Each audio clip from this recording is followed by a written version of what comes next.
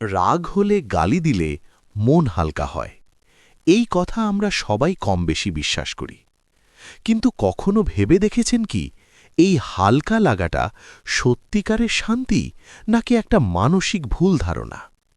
আজ আমরা কথা বলবো রাগ, গালি আর মনের শান্তি নিয়ে। বিজ্ঞান কি বলে সেটাই জানব। রাগ কোনো খারাপ আবেগ নয়। রাগ হলো একটা ওয়ার্নিং সিগন্যাল।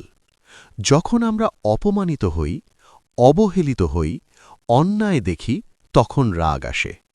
এই সময় আমাদের মস্তিষ্কে অ্যামিগডালা নামে একটি অংশ সক্রিয় হয়। এটাই আবেগের কেন্দ্র। এর ফল কি? হার্টবিট বাড়ে, শ্বাস দ্রুত হয়, শরীর লড়াই বা পালানোর জন্য তৈরি হয়। এই অবস্থায় আমরা ভাবি কম, রিয়্যাক্ট করি বেশি। রাগের মাথায় গালি দিলে অনেকেই বলেন মনটা হালকা লাগছে। এটা মিথ্যা নয়, কিন্তু সম্পূর্ণ সত্যও নয়। কারণ গালি দিলে হঠাৎ করে আবেগের একটা ডিসচার্জ হয়, শরীরের ভেতরের চাপ কিছুটা বেরিয়ে যায়, মস্তিষ্কে সামান্য ডোপামিন রিলিজ হয়, তাই মনে হয় ভালো লাগছে। কিন্তু এটা ঠিক যেন জ্বরে প্যারাসিটামল খাওয়া, উপসর্গ কমে, রোগ থাকে। আগে মনোবিজ্ঞানে একটা ধারণা ছিল ক্যাথারসিস থিওরি, মানে রাগ বের করে দিলে রাগ কমে যাবে। কিন্তু আধুনিক গবেষণা বলছে এই ধারণাটা ভুল। যারা নিয়মিত চেঁচায়, গালি দেয়, রাগ ঝাড়ে, তাদের ক্ষেত্রে দেখা গেছে রাগ কমে না, বরং রাগ করার অভ্যাস তৈরি হয়। ছোট ঘটনায়ও রেগে ওঠে। কেন? কারণ বারবার গালি দিলে অ্যামিগডালা আরও সংবেদনশীল হয়ে যায়।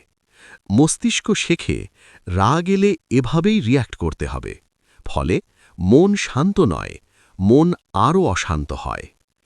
রাগ এলে প্রথম কাজ কিছু না বলা। বিজ্ঞান বলে রাগের পিক থাকে 10 থেকে 20 মিনিট। এই সময় কথা বলবেন না, সিদ্ধান্ত নেবেন না। তারপর নিজেকে বলুন, আমি রেগে আছি। এতে মস্তিষ্কের যুক্তিবোধের অংশ সক্রিয় হয়। শরীর নাড়ান, হাঁটা, শ্বাস-প্রশ্বাস, জল পান। চাইলে রাগটা লিখে ফেলুন, কাউকে নয়, কাগজে। মনে রাখবেন, গালি দিলে মন শান্ত হয় না, শুধু মনে হয় শান্ত হয়েছে।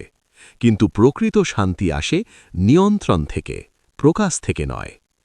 রাগকে বোঝা শিখলে রাগ আপনাকে নিয়ন্ত্রণ করবে না, আপনিই রাগকে নিয়ন্ত্রণ করবেন। ভিডিওটি ভালো লাগলে অবশ্যই লাইক, শেয়ার ও সাবস্ক্রাইব করে পাশে থাকবেন। ধন্যবাদ।